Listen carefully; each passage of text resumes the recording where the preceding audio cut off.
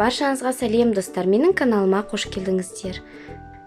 Бүгін сіздермен қуырылған тұшпараның рецептісімен бөліскім келеді. Видеоның соңына дейін көрмес бұрын менің каналыма тіркеліп, жоғарыдағы қоңыраушаны басуға ұмыт кетпеңіздер. Келесі видео рецепт шыққан кезде ең бірінші болып сіздер көре аласыздар. Бізге керекті заттар су, ұн, сары май және де тұз. Ең алдымен бөлме температурасындағы суға тұзды және де сары майды қосып, жақсылап араластырып аламыз. Содан кейін ұнымызды қосып, қамыр илейміз.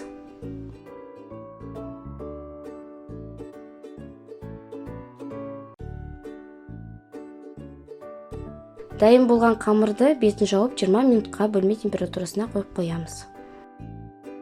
Салмасын дайындаймыз. Салмасына бізге картошканың пюресі қажет, және де майға пиязды қуырып алып, пюренің үстіне қосамыз. Содан кейін татымына қарай тұз және де бұрышты қосып, жақсылап араластырып аламыз.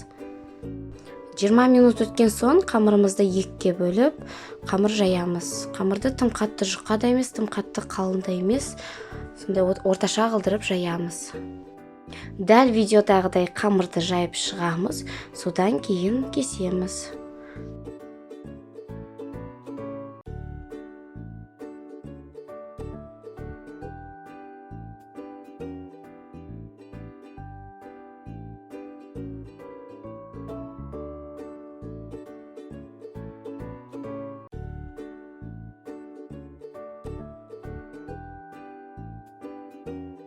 Қамырымызды толық кесіп болған соң, ортасына начинкасын салып, дәл тұшпараны түйгендей түйіп шығамыз.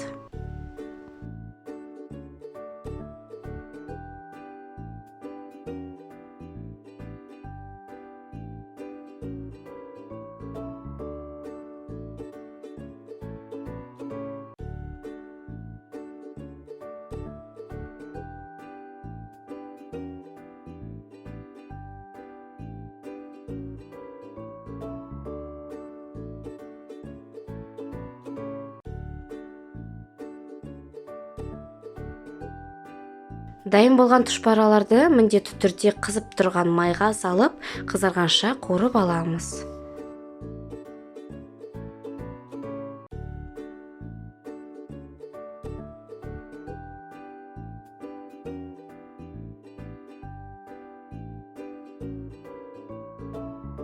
Достар, міндетті түрде жасап көріңіздер, сіздерге ұнайды деген ойдамын. Сіздермен болған Наргиз, келесі видео рецептте кездескенше.